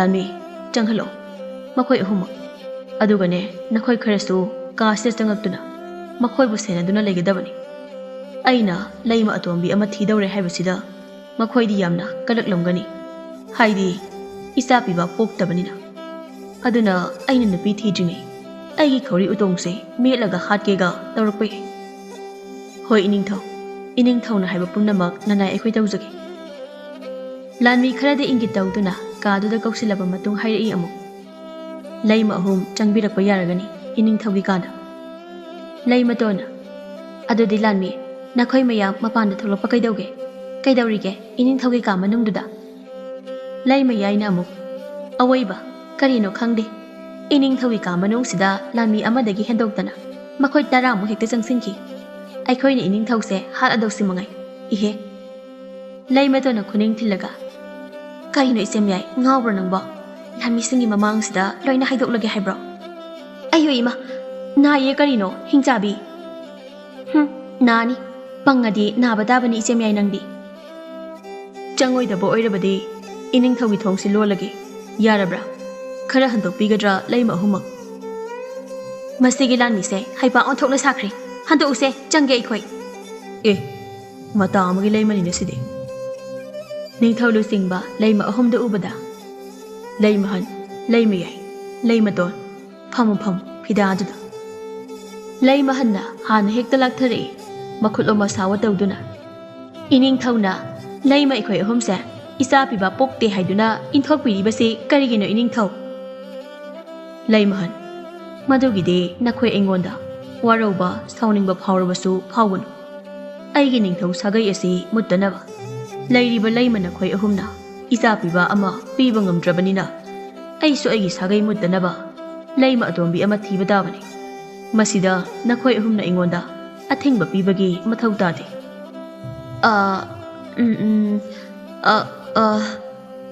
karino Leimahan nangna tawraga leiribadu ai wa haiki nakhoi ahum munnata athuba matamda ai hak Leima adombi ama luhonglagani Masida nakhoi ahum nungai taba tawganuko. Chalo nakhoi ahumak Leima konda nungai na potha jauru. Lanmisa makhoi ahumbu agi kadagi thoongro. Phagani iningtho. Leima ahumak lengthok pirasi mapa langda. Leima ahumak kaptuna ningthau lusingbagi kadagi thokirami. Mathangi ayukto henba ngarang leisna na hairamagi matong inna ibohangi yumda laklami. Hen balak pa ubada ibohal imungda onsenduna hairi. Leisna, hida puthoro, nabung hen balai. Hoi bazi. Ibung pida sida famo. Hoi, famge. Isa di nga saidigi pida se paiduna leirabra karino. Othok thuna pida se puthoro ida. Ekhoi bazi sidi hekta langna rakani. Mem tombina mapureba ibohalda. Karino khangde. Makhoi baji sidi angang singse ikai ni ikai resu khangdi hainingba ngangningba dong hekta ngangli sibo hai mama tawbu tawdro na sanu pisa aina hai se lanbra ba mama nangbo ibung henba nang su hayuni nang ma ban hairibo wasibu lanbra ba hoi chumme mama aduni dana iya sidi ibo halgi haini hairoi khangdana ngangba waduda henbadi ikai bana loire mamaido hut leiduna khangi ho yare kidawragi makhoi bazia khara nganglabadi dokpiro angangse ikai bana loire langol semni do seminar ro chalo hoi lephawrage matang sida lao henba mamaga sangoida ngaraga leiriba langol ase semlurasi hoi mam leisna henjang hawon siko ngasidi aduna nasana khangna thonglaga puthoro natrabadi ipadi chak charu he bazigidi belendri irolani aduga imaga ikhoi ahomgina imana kaithel masadagi nga macha ama leire adu thonggi tawri sangoigi masida ibohal amadi henba ukai taknaba langol adu kana semli tanja asida langmi mayamga loinana mantri sauba amadi leibak asigi ningthau lusingba changakpadu ubada memtombi dingakna makhoi bazi ining thauga mantri saubuga lakli kari leiraba jano ha ining thaudi ekhoida kari tawbu lakliba asi haiduna semlamba langol do thanamlaga sumang tamna lai henba amadi ibohal mantri saubana haire ningthau lusingbada iningthau mangda lepliba han asini aina haijaba leisabi adugi mama ibohal ngakna hangi mantri saubada karino inau chaw na hang tawliba matawa sibu ngasigi tada nanaw haijage pumnamak mayek sengna ado tadagi isanapi leksna adusu kokthokpiragadi hena nungai jagani khanjaidona nawna memtombi imong lomdon sinduna kawi masanapibu imagi leksna mapanda amta tholo hoi ima asi haiduna harawna chenthorakpada sumangda leiramliba lanmi mayamda ubada ngakna ima kaidabu yauragi tawrisibo ningthau lusingba leksnagi saktamdo ubada chawbana haikibado chumle khanduna harawjarami mantri sawbana wari pumba liraklami warido tarba matungda henba amadi leksnadi thamoi machetana kairami adubu karidi upai le tawke tangamba ningthaugi apambada kanana athingba pirugani ꯌꯥꯕꯗ ꯃꯇꯥꯕꯅꯤ ꯏꯕꯣꯍꯜ ꯑꯃꯗꯤ ꯃꯦꯝꯇꯣꯝꯕꯤꯁꯨ ꯅꯨꯡꯉꯥꯏꯕꯗꯤ ꯅꯠꯇꯦ ꯍꯦꯟꯕ ꯑꯃꯗꯤ ꯃꯆꯥꯅꯨꯄꯤꯒꯤ ꯈꯟꯕꯗ ꯍꯦꯟꯕ ꯀꯨꯏꯅ ꯂꯩꯊꯕꯒꯤ ꯄꯥꯡꯒꯜ ꯂꯩꯇ꯭ꯔꯕꯅ ꯆꯠꯂꯒꯦ ꯍꯥꯏꯔꯝꯂꯒ ꯆꯠꯈ꯭ꯔꯦ ꯂꯩꯁꯅꯥ ꯋꯥꯔꯧꯅ ꯌꯦꯡꯍꯧꯔꯤ ꯍꯦꯟꯕꯕꯨ ꯅꯨꯄꯥ ꯊꯣꯛꯇꯦ ꯍꯥꯏꯗꯨꯅ ꯅꯤꯡꯊꯧ ꯂꯨꯆꯤꯡꯕꯅ ꯇꯞꯅ ꯍꯥꯏꯔꯛꯏ ꯏꯃꯥ ꯑꯃꯗꯤ ꯕꯥꯖꯤꯅ ꯅꯤꯡꯊꯧ ꯑꯩꯍꯥꯛꯅ ꯍꯥꯏꯖꯔꯤꯕꯁꯤ ꯌꯥꯕꯤꯌꯨ ꯑꯩꯍꯥꯛ ꯉꯁꯤ ꯐꯥꯎꯕ ꯀꯅꯥꯒꯤ ꯃꯐꯝꯗ ꯅꯣꯟꯖꯅ ꯋꯥ ꯉꯥꯡꯂꯛꯇ꯭ꯔꯤ ꯑꯗꯨꯕꯨ ꯉꯁꯤꯗꯤ ꯑꯩꯍꯥꯛ ꯂꯩꯁꯅꯥꯕꯨ ꯐꯪꯖꯅꯕꯒꯤꯗꯃꯛ ꯏꯃꯥ ꯕꯥꯖꯤ ꯑꯅꯤꯒꯤ ꯃꯐꯝꯗ ꯂꯩꯁꯅꯥꯕꯨ ꯐꯤꯒꯥꯎ ꯁꯥꯅ ꯌꯥꯖꯔꯤ ꯑꯩꯒꯤ ꯅꯤꯡꯊꯧ ꯁꯥꯒꯩ ꯑꯁꯤ ꯃꯨꯠꯇꯅꯕ ꯏꯃꯥ ꯕꯥꯖꯤꯅ ꯅꯆꯥ ꯑꯩꯍꯥꯛꯅ ꯅꯤꯖꯔꯤꯕꯁꯦ ꯍꯔꯥꯎ ꯍꯔꯥꯎꯅ ꯍꯥꯞꯄꯤꯌꯨꯗꯣꯏꯃ ꯑꯗꯨꯕꯨ ꯏꯅꯤꯡꯊꯧ ꯑꯩꯒꯤ ꯏꯆꯥꯅꯨꯄꯤ ꯑꯁꯤꯗꯤ ꯂꯥꯏꯔꯕꯤꯅꯤ ꯀꯔꯝꯅ ꯏꯃꯥ ꯃꯗꯨꯒꯤꯗꯤ ꯀꯔꯤꯁꯨ ꯈꯟꯕꯤꯒꯅꯨ ꯂꯥꯏꯔꯕ ꯏꯅꯥꯛ ꯈꯨꯟꯕ ꯈꯦꯠꯅꯕ ꯂꯩꯖꯗꯦ ꯅꯆꯥꯒꯤ ꯏꯐꯝꯗꯗꯤ ꯏꯕꯣꯍꯜ ꯑꯃꯗꯤ ꯃꯦꯝꯇꯣꯝꯕꯤꯁꯨ ꯎꯄꯥꯏ ꯂꯩꯇꯦ ꯄꯤꯅꯤꯡꯗ ꯃꯆꯥꯅꯨꯄꯤꯕꯨ ꯅꯤꯡꯊꯧ ꯂꯨꯆꯤꯡꯕꯗ ꯁꯤꯟꯅꯔꯛꯂꯤ ꯂꯩꯁꯅꯥ ꯃꯌꯨꯝ ꯊꯥꯗꯣꯛꯂꯝ ꯅꯤꯡꯊꯧ ꯂꯨꯆꯤꯡꯕꯒꯤ ꯃꯇꯨꯡ ꯏꯟ ꯀꯣꯅꯨꯡ ꯇꯝꯅ ꯈꯣꯡꯁꯥꯜꯂꯛꯂꯤ ꯂꯥꯟꯃꯤꯁꯤꯡꯒ ꯂꯣꯏꯅꯅ ꯂꯩꯃ ꯀꯣꯟꯗꯅꯤ ꯂꯩꯃ ꯑꯍꯨꯝꯗꯨ ꯃꯤꯁꯤ ꯃꯤꯅꯥ ꯌꯥꯎꯕꯒꯨꯝ ꯂꯥꯎ ꯈꯣꯡꯗꯨꯅ ꯀꯞꯅꯔꯤ ꯅꯤꯡꯊꯧꯅ ꯂꯩꯁꯥꯕꯤ ꯃꯁꯛ ꯃꯇꯧ ꯌꯥꯝꯅ ꯐꯖꯕꯤ ꯑꯃꯒ ꯂꯣꯏꯅꯅ ꯀꯣꯅꯨꯡꯗ ꯆꯥꯎꯅ ꯂꯨꯍꯣꯡꯕ ꯂꯣꯏꯈ꯭ꯔꯦ ꯇꯥꯕꯗ ꯂꯩꯃ ꯀꯣꯟ ꯁꯦꯟꯅꯕ ꯂꯥꯟꯃꯤꯁꯤꯡꯗꯨ ꯂꯩꯃ ꯑꯍꯨꯝꯅ ꯇꯦꯡꯊꯥꯗꯨꯅ ꯀꯞꯂꯤꯕ ꯃꯇꯧꯗꯨ ꯎꯕꯗ ꯅꯨꯡꯉꯥꯏꯇꯕꯗꯤ ꯂꯥꯏꯔꯗꯨꯅ ꯄꯨꯛꯂꯤ ꯄꯥꯏꯗꯨꯅ ꯅꯣꯛꯅꯔꯝꯃꯤ ꯂꯩꯃ ꯑꯍꯨꯝꯗꯨ ꯃꯥꯒꯤ ꯀꯥꯗ ꯀꯞꯅꯔꯝꯕꯗꯨ ꯄꯦꯟꯗ꯭ꯔꯗꯨꯅ ꯀꯥꯗꯒꯤ ꯊꯧꯅꯔꯛꯂꯒ ꯄꯨꯂꯞ ꯄꯨꯟꯅ ꯂꯝꯌꯥꯏꯒꯤ ꯀꯥ ꯑꯆꯧꯕ ꯑꯗꯨꯗ ꯐꯝꯗꯨꯅ ꯑꯃꯨꯛ ꯀꯞꯃꯤꯟꯅꯔꯤ ꯄꯨꯟꯅ ꯅꯥꯀꯟꯗꯅ ꯃꯈꯣꯏꯒꯤ ꯃꯆꯥꯅꯨꯄꯤꯁꯤꯡꯗꯨ ꯃꯃꯥꯅ ꯀꯞꯄꯗꯨꯗ ꯇꯤꯡꯉꯛ ꯌꯦꯡꯗꯨꯅ ꯐꯝꯗꯨꯅ ꯂꯩꯅꯔꯤ ꯂꯩꯃ ꯑꯍꯨꯝꯗꯨ ꯃꯥꯒꯤ ꯍꯥꯏꯅꯤꯡꯕ ꯋꯥꯍꯩ ꯍꯥꯏꯗꯨꯅ ꯀꯞꯅꯔꯤ ꯏꯃꯥ ꯄꯥꯕ ꯅꯌꯥ ꯅꯨꯄꯥ ꯅꯤꯡꯊꯧꯁꯦ ꯂꯩꯁꯥꯕꯤ ꯑꯃꯒ ꯑꯃꯨꯛ ꯂꯨꯍꯣꯡꯂꯦ ꯉꯁꯤ ꯑꯩꯕꯨ ꯂꯧꯕ ꯂꯥꯛꯑꯣ ꯏꯃꯥ ꯄꯥꯕ ꯅꯣꯏꯅ ꯂꯧꯕ ꯂꯥꯛꯂꯕꯗꯤ ꯁꯤꯗ ꯅꯨꯡꯉꯥꯏꯅ ꯂꯩꯔꯤꯕ ꯁꯨꯃꯥꯏꯅꯗꯤ ꯂꯩꯕ ꯐꯪꯂꯣꯏꯀꯣ ꯑꯗꯨꯗ ꯏꯃꯥ ꯄꯥꯕ ꯀꯔꯤ ꯅꯨꯡꯒꯤ ꯅꯆꯥꯅꯨꯄꯤ ꯑꯩꯍꯥꯛꯄꯨ ꯅꯤꯡꯊꯧꯗ ꯊꯥꯖꯕꯤꯔꯝꯃꯤꯅꯣ ꯍꯥꯟꯅꯒꯤ ꯅꯨꯄꯥ ꯑꯗꯨꯗ ꯂꯩꯕꯗ ꯅꯨꯡꯉꯥꯏꯕꯗꯒꯤ ꯅꯤꯡꯊꯧꯗ ꯂꯩꯕꯅ ꯍꯦꯟꯅ ꯅꯨꯡꯉꯥꯏꯅꯤ ꯍꯥꯏꯗꯅ ꯄꯥꯕ ꯅꯪꯅ ꯊꯥꯖꯈꯤꯕ ꯅꯠꯇ꯭ꯔꯣ ꯑꯗꯨꯒꯗꯤ ꯅꯨꯄꯤ ꯂꯣꯟꯕ ꯀꯟꯈ꯭ꯔꯕ ꯅꯤꯡꯊꯧ ꯑꯁꯤꯗ ꯂꯩꯔꯨꯗꯅ ꯏꯆꯦꯝꯍꯟ ꯏꯅꯥꯎꯗꯧꯅ ꯀꯞꯄ ꯑꯁꯤꯗ ꯑꯩꯁꯨ ꯌꯥꯎꯔꯦ ꯏꯃꯥ ꯕꯥꯖꯤ ꯏꯁꯥꯅ ꯄꯥꯝꯖꯅ ꯂꯩꯔꯛꯈꯤꯕ ꯏꯅꯤꯡꯊꯧꯁꯦ ꯉꯁꯤꯗꯤ ꯃꯤꯒꯤ ꯑꯣꯏꯈ꯭ꯔꯦ ꯏꯃꯥ ꯄꯥꯕ ꯏꯆꯦꯝꯍꯟ ꯏꯆꯦꯝ ꯌꯥꯏꯗꯒꯤ ꯑꯩꯅ ꯍꯦꯟꯅ ꯃꯁꯛ ꯐꯖꯩ ꯈꯟꯗꯨꯅ ꯅꯥꯄꯟ ꯇꯧꯖꯔꯨꯕ ꯑꯗꯨꯁꯨ ꯉꯁꯤꯗꯤ ꯃꯌꯥ ꯀꯨꯝꯂꯦ ꯏꯃꯥ ꯄꯥꯕ ꯂꯩꯃ ꯑꯍꯨꯝꯒꯤ ꯃꯆꯥꯁꯤꯡꯗꯨ ꯃꯥꯒꯤ ꯃꯃꯥꯒꯤ ꯃꯇꯧꯗꯨ ꯎꯕꯗ ꯍꯥꯏꯅꯔꯤ ꯑꯩꯈꯣꯏꯒꯤ ꯄꯥꯕꯁꯦ ꯀꯩꯗꯧꯔꯖꯥꯠꯅꯣ ꯏꯃꯥ ꯑꯍꯨꯝꯁꯤꯅ ꯄꯪꯀꯞꯇ ꯀꯞꯂꯤꯁꯤꯕꯨ ꯏꯅꯥꯎꯁꯥ ꯈꯪꯗꯦ ꯏꯆꯦ ꯍꯪꯉꯨꯔꯁꯨ ꯈꯨꯝꯂꯛꯇꯦ ꯏꯆꯦꯅ ꯑꯍꯟꯅꯦ ꯑꯗꯨꯅ ꯀꯔꯤꯁꯨ ꯍꯥꯏꯔꯛꯂꯣꯏ ꯏꯆꯦ ꯅꯪꯅ ꯍꯪꯉꯣ ꯏꯃꯥꯍꯟꯗ ꯍꯣꯏ ꯍꯪꯒꯦ ꯏꯃꯥ ꯅꯈꯣꯏ ꯑꯍꯨꯝꯅ ꯀꯞꯂꯤꯁꯦ ꯃꯁꯛ ꯐꯖꯕꯤ ꯏꯃꯥꯇꯣꯟ ꯑꯃ ꯑꯩꯈꯣꯏꯒꯤ ꯄꯥꯕꯒ ꯂꯨꯍꯣꯡꯕꯒꯤꯔꯣ ꯑꯣꯏꯔꯝꯒꯅꯤ ꯏꯆꯦ ꯑꯗꯨꯒꯤ ꯅꯠꯇ꯭ꯔꯗꯤ ꯏꯃꯥ ꯑꯍꯨꯝꯁꯦ ꯅꯍꯥꯟꯈꯩꯗꯤ ꯃꯌꯥ ꯍꯤꯒꯠꯂꯒ ꯑꯗꯨꯝ ꯂꯩꯕꯅꯤ ꯏꯃꯥꯇꯣꯟꯗꯤ ꯉꯁꯤꯇ ꯂꯥꯛꯂꯕꯁꯨ ꯑꯩꯈꯣꯏ ꯇꯔꯨꯛꯄꯨ ꯂꯨꯅ ꯇꯧꯕꯤ ꯑꯩꯈꯣꯏꯒꯤ ꯏꯃꯥꯁꯤꯡꯗꯤ ꯏꯃꯥꯇꯣꯟꯅ ꯑꯩꯈꯣꯏꯗ ꯂꯨꯅ ꯇꯧꯕꯤꯔꯤꯕ ꯑꯁꯨꯝꯅ ꯅꯣꯡꯃꯇꯁꯨ ꯇꯧꯕꯤꯗꯦ ꯃꯣꯏꯗꯤ ꯀꯦꯔꯤꯉꯩꯗ ꯑꯩꯈꯣꯏ ꯂꯩ ꯍꯥꯏꯕꯁꯨ ꯈꯪꯕꯤꯗꯦ ꯃꯣꯏꯅ ꯀꯦꯗꯨꯅ ꯄꯥꯕꯒꯤ ꯃꯥꯡꯗ ꯂꯦꯞꯂꯁꯨ ꯄꯥꯕꯅ ꯍꯟꯅ ꯌꯦꯡꯕꯤꯗꯦ ꯃꯣꯏꯅ ꯐꯅꯥꯝ ꯀꯦꯔꯁꯨ ꯏꯃꯥꯇꯣꯟꯅ ꯑꯗꯨꯝ ꯍꯦꯜꯂꯤ ꯐꯖꯕ ꯂꯩꯃꯍꯟꯗꯨ ꯁꯥꯎꯅ ꯂꯥꯎꯔꯤ ꯊꯧꯔꯥꯏ ꯃꯆꯥ ꯅꯈꯣꯏꯗ ꯂꯝꯁꯤ ꯁꯦꯡꯈ꯭ꯔꯣꯅꯦ ꯑꯉꯥꯡꯁꯤꯡꯗꯨ ꯃꯃꯥꯅ ꯂꯥꯎꯔꯛꯄ ꯑꯗꯨꯗ ꯆꯦꯟꯊꯣꯛꯈ꯭ꯔꯒ ꯊꯣꯡꯖꯤꯟꯄꯥꯟꯗꯒꯤ ꯆꯦꯞꯊꯗꯨꯅ ꯂꯥꯎꯔꯝꯃꯤ ꯂꯝꯁꯤ ꯁꯤꯗꯣꯏꯁꯦ ꯑꯩꯈꯣꯏ ꯅꯠꯇꯤꯌꯦ ꯏꯃꯥ ꯅꯣꯏ ꯑꯍꯨꯝꯅꯦ ꯂꯩꯃ ꯑꯍꯨꯝꯗꯨ ꯀꯞꯄꯗꯨ ꯇꯣꯛꯂꯒ ꯃꯆꯥꯁꯤꯡꯕꯨ ꯐꯨꯗꯧꯒꯤ ꯀꯣꯏꯇꯥꯟ ꯇꯥꯟꯅꯔꯝꯃꯤ ꯑꯉꯥꯡꯁꯤꯡꯗꯨ ꯃꯃꯥꯁꯤꯡꯅ ꯐꯪꯗꯅꯕ ꯑꯁꯨꯝ ꯆꯦꯜꯂꯛꯄꯗ ꯃꯄꯥ ꯅꯤꯡꯊꯧ ꯑꯃꯗꯤ ꯃꯃꯥꯇꯣꯟꯒꯤ ꯅꯧꯅ ꯁꯥꯕ ꯀꯥꯗꯨꯗ ꯆꯦꯟꯁꯤꯜꯂꯛꯏ ꯏꯃꯥꯇꯣꯟ ꯑꯩꯈꯣꯏ ꯃꯌꯥꯝ ꯐꯨꯗꯧꯒꯤ ꯏꯃꯥ ꯑꯍꯨꯝꯅ ꯇꯥꯟꯅꯔꯛꯏꯕ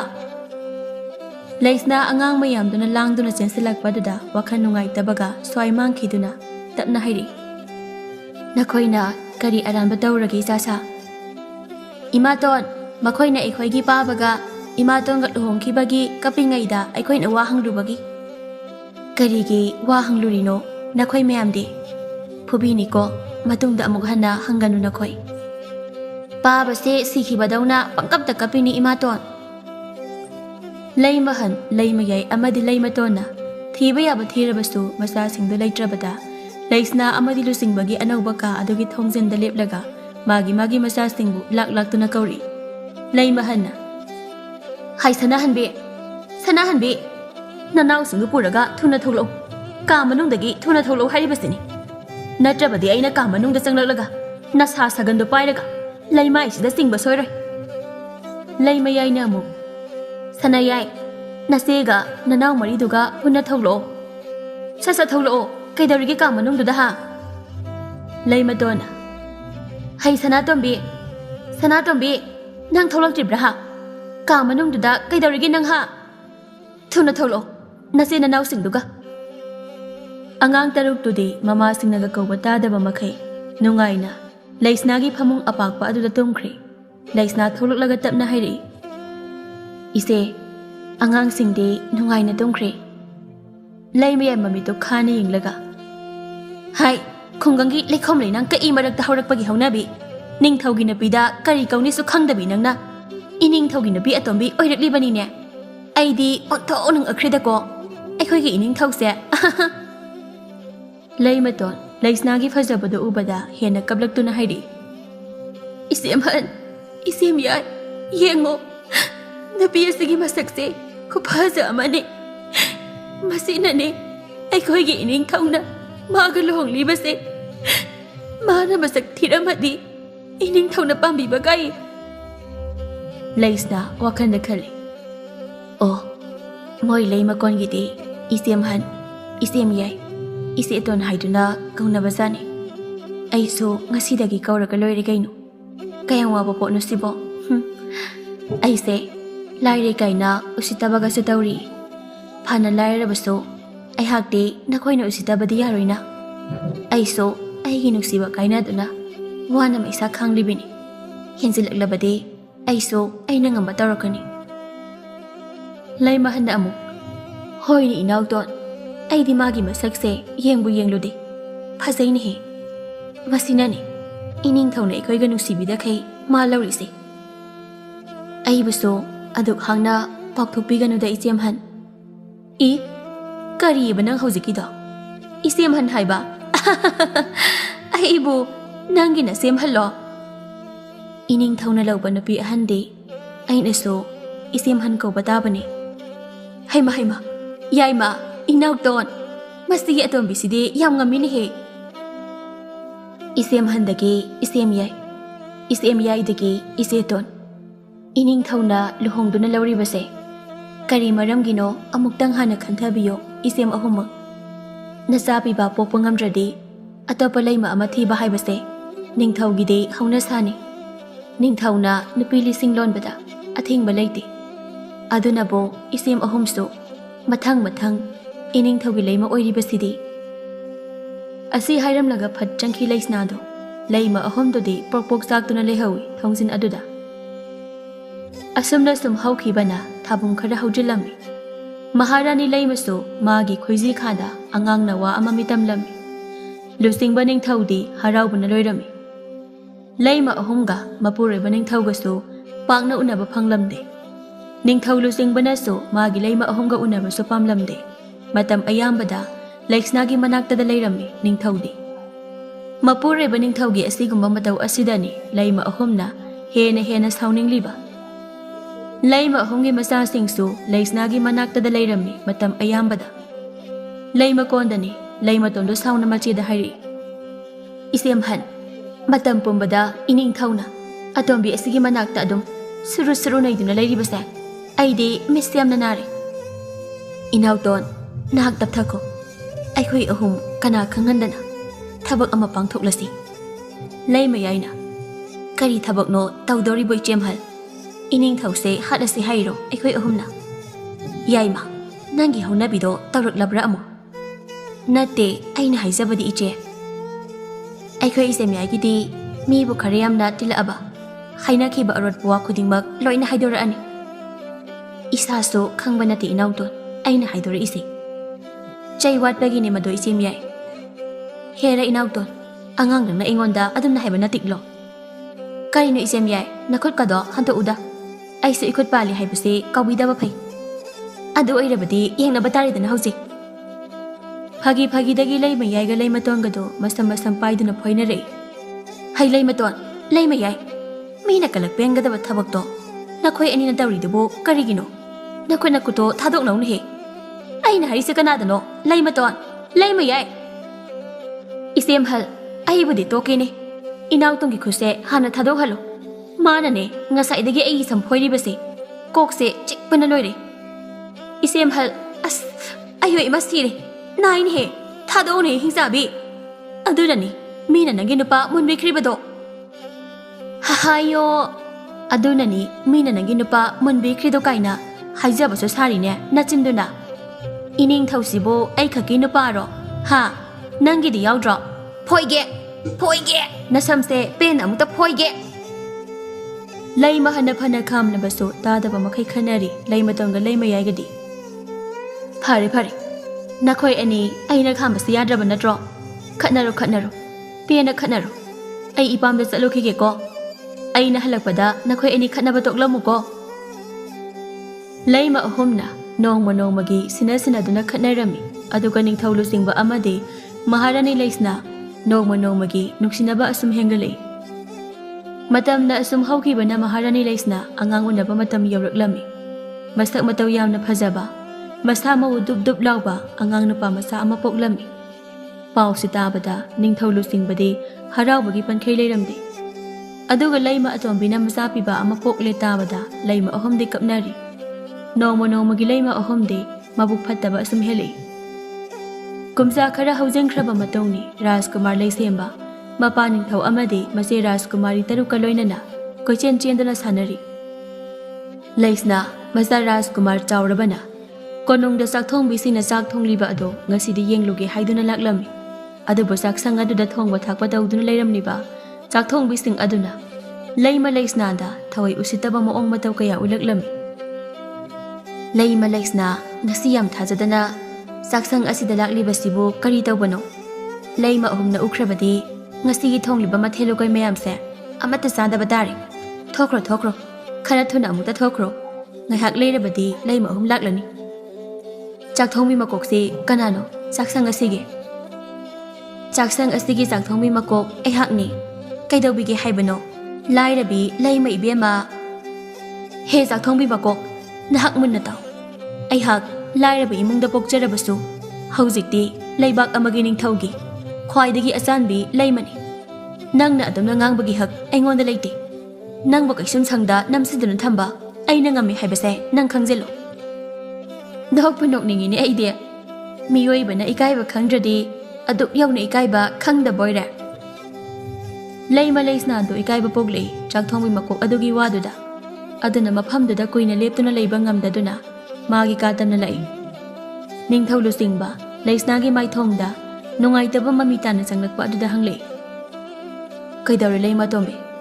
Ngayhaki mamangda harau na saksangda Chakthong bisina thongba thakpado yengluni haiduna chakraga maithongdo imakmaksina halaklibade. Leisna Mapure ningthaugi maphamda chakthongwi makok aduna usit thawaidana nganglakhiba hairakhiba pumba amada sithadana tamlami. Wadu tabada ningthau lusingba mai hawa makhai saurami. Karisu leitaba chakthongwi makok amana magi Leima Leisnada usitana nganglakpa aduda khudakta langmi thaduna chakthongwi makok adubu kauduna Nupi adubo ngasigi namitagi chakthongwi makoki pham lawthokle amade konungda karaktanaba akanbi yathang tawrami. Leima ahumdo lumduna yengli Mapure ningthauna tawribado. Leisna makhoi ahumna lumduna yengli badomda momonokna yenglei. Leisna na ukhiba tare haiduna Leima ahumdo Leima kontamna kanna chele. Masa tarukdo mama Leima ahumgi matawdu ubada mabuk paiduna noklaga khubak khuduna kumhaigumna yengduna angang amana Ima handagi ima yaina henkana yangna chele ima yaidagi akhoi imana mu yangna chingkhale angang amana su amo akhoi gi ima dagi ima tawna yangna chingkhalaktuna ahanba mana phangdrabasu panthongphamda yoba hankhre akhoi ima di mithi ta haure yengo to inausa angang ma yamdo khobaka prok khuri leiba hanna sauna Hey, Mahapapi masasing, Chakosalo, Nasaksingo, Yang Day. Leimatona amu. Isagalo in Halakuni Yongo, Sarotana. Leimayana. Aigi di Haloy. Quite the Gimapangan can ba, Raskomar Aduda, Taza Donina. Pambirani, Masakuti Sinsiga. Hey, Tombia, Nangina San be a home sina. Aigi Isadagi, Kayam Hena Pazaradana. Heli, Yam Heli Pazaba. Isayagi Isanapi Anisidagi, Aigi Raskomari Ahum sina, Sati in Heli. Ho Ibiama, Tirasune, Raskumarini, Kangirna. Yarida. Nakoi Anigi Unabayanda Bido, Amohor Abracarino. Nakoi any Sibu, Migi Patanabasense Hiraga. No any oina, Patnadraba Haiba. Savigi Mazanabu, Kayam Pazani Hagine, Inauton. Asok Padatum Taxilam Laga, Magika the Sankre Leima Hando. Leima Anido Sauna Jehori, Machem Handa. Nong Manamit Amadani, Ningtau Lusingba, among the Sata Machana Bagida Magda, same sari. Leima Lakes Nana, Mapure Bana Umangda, Satan Bachatpada, Mongol Oina Bahaiduna, Sembiba Mapuda, Aten Bukatuna Tony Jerry. Leima Ahum Aduna Ting Lavadu Pauba, Tumba Hawataba Makai, Makoigi Pamunda, Nungaina Tumli. Ningtau Lusing Bachatlam Daimikup to da, Mana Kwai the Ginu Sizaba, Leima Lakesna the Hirami. Lakesna Nahak, Aina Umang the Satan Basakrava Matamda, Nasim Ahunga, Katnaganuko. Aina halagriba phawba thongwase chena lunsinduna isa leisemba amadi masi taruka nungaina leiram hoi iningthau nanai nubi iningthau na haiba wapumba malem leida tahanjada pangthok charamge aduni dana aigi leima atombi di adudi ai salukhi ko aduga amana nasem ahumna nangbu hatke haiduna temsinnarak pasu yai maduda nana na sa ngak thok janaba Angamba Tona Loxing season Nabada, Aina Ayaba, Pirabaniko. Ining Town Haibayawa Pumba, Ikok the Hapjari, Nanai Nubina. Jetlam Daimatam Duda, Mazatare the Unsendana Hirami Amu. Aiginu Shiraba, Isa Raskumari Amadi, Raskumar. Nakoisu Munna Dauko, Ipan Hiram Doribawase. Nakoiginama Leima Ahumna. Mang the Lebiba Namasida, Kanabahorabadi, Nakoi Tare Jangduna. Nama Leisnagi, Mating Panglamugo. Ipa Ibungo, Naja Ekoi, Ipa Nahaibawa Kodingmag, Maliam Laida, Tahanjaroi. Ningtau Lusingba, Sadan Bada Hitoi Sing Toiraba, Magilami Karaga, Umang Maikay Pangkri. Leima Ahum Ado, Matam Queen Dagi Makoy Nangairakba, Tanja Amapanglabada, Harawan Loirami. Inausa, Ngasi Ahing, Aikoi Ahum Namatam Changna. Aron ba mi thadokuna sa haliba kaisum sang aduda ngasi ahing athengba mistik miraw khon tadraba matam duda atombi ase moithem tawduna kaukthok pangthoklasi isem hanna hairiba wado nanaw yai madasu yazaningi isem han nanaw ton ayakso yazari isem han adudi atombi kaukthokpagi thabak ase inaw ton nahak na khara singbe heli yai madagi Aduna nang na moithem tawduna kaukthoraglo. Aikoi anina kaisum sang aduge manakta nang bulak pangairam lagi. Hoi isem han. Numidangi matamni Raskumar amadi Raskumari tareti Mama Leisnagi kada sanari Mama senaba oina. Mama Leisna na tumlasi haiba phawba yadaba makai. Ahing nong yagi matam hek yaurakpaga makoi tareto tumin leina khiram. Ngasaidagi masa sing tumkhiba ngaiduna Lumduna Laiba Leimatondo, Masa Sing Tumkre Kanduna, Kuning Kangduna Laklaga, Leisna Bupakat Nakari. Leisna, Tabronang Bolesna. Leisna Tumlambo the Mikap Tokladuna. Kanano, Aibu Kauriba Nahakpo. Nasito ne, Tong Semu the Hangus the Leisna. Isem Ton, Kaidabo Yarage, Adukpa Kaliba the Bo. Leisna, Isem Hanga, Isem Yagado. Laimakongi Awang Tangbada. Makhol amatay haiduna iyeng bachat khibani adubo phana thekna basi phawba hanjilaktre isin inaw satuna amukta theminaruse hoi semton apang binangdi ai hilangda thurido mikup sina nangidi nongai bagi aroiba mikup haido oirido asamna leimaton amadi leisna amama mafam amada makuda khulai amata supairakta masem anibu thiba laklibani haiduna lakli. Karino, ngasigi isem tongni mataw asibo. Ay chingnadaba ngamde. Awang thangba sarukta chatki hairaga. Aikhoina chatlibasidi maning thangba sarukta natrane. Makhoina sinakibagi matong ina Leimahan amadi Leimayaido Leimayda taaduna leisinarami. Leisna masem anina taaduna leiribada ubada pakhatna hairi. Isem ton, isem hanga, isem yaigadi, asida taraga leire. Kari haiba leisna. Isem han, isem yai, haugatlo. Karino nakhoi anina taruniba mataw asibo. Asi haiduna kapsunari. Leisna su masem anigi manakta hek phamtharakpaga Leimatona amamba khuna suklaba kaisumsang aduda intharaklami. Leisna mamit chejet ushili. Asum tarai Leimai tamna. Adubu mondum motek marakta oina taraklami. Leisna ngakna mafam aduda leiramliba mapureba ningthaugi manakta sensilaktuna konduna pehna kapchai. Nakandagi Rajkumar amadi Rajkumari makhoi taresu punna thogli. Rajkumar leisembana. Ima kapkano aikhoi nungaite imana kapa ubase. Imagi leisemba. Karino, ngasi thogliba sibo. Leisemba mama ahumna sanakiba wari mana tahauba pumbado mamada amuk loina lirami. Oh, asuk yamna aibu yengthibiba oireko. Isem ahum nakhoina ise. Makhoina sanaba warido tabaga isa leisembana mapa aingonda selaktuna tamlabadagi aisu khangli.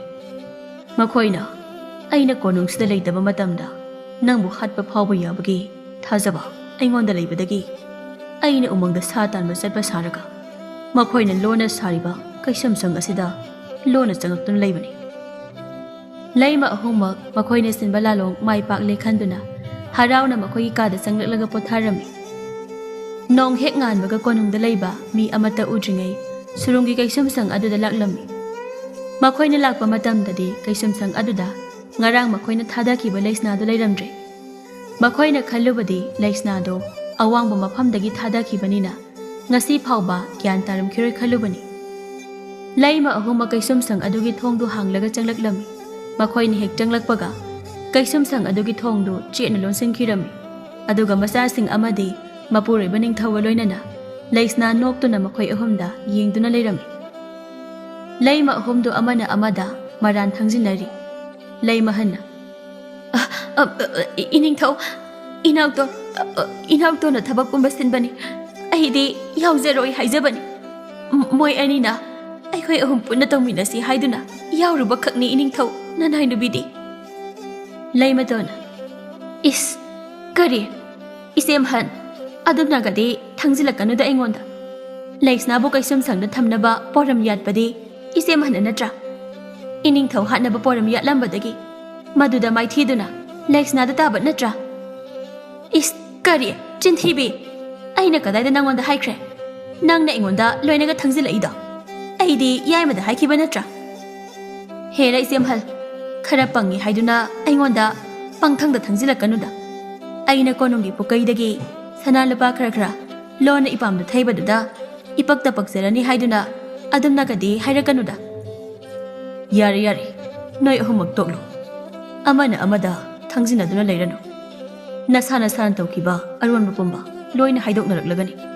Ai loina khangi kanana aibu hatnaba amadi leisnabu hatnaba senge haibado. Ha ngasidagi nasinanaw na khoi ahum nungaina leiminaro. Nakhoina thawai tana pamjana sajaba kaisumsang asida. Asi hairamduna macha taret ka loinana Maharani leisnaga punna chatkirami. Puksel pikluba amadi Mabuk Fattabi Leima Ahumdi chakna yengduna leihawi. Kaisumsang manung aduda makhoi mapana chatkibado. Numit asidagi leisna macha taretpu yamna nungsina khenaba amata thamdana nawukna kolami amadi makhoi punna nungsisana nungaina leirami. Macha tarena chen chongduna konung adugi leikonda sanajabado ningthau lusingba amadi leima leisna anina nungsina yengjari. Leima ahumdadi puksel pikluba amadi ningthaubu makhoi ahum khaki oiningluba amadi Mabuk Fattludabana kaisumsang aduda nongmagi khara chaduna wana pusi supa kaisumsangda leikhirami.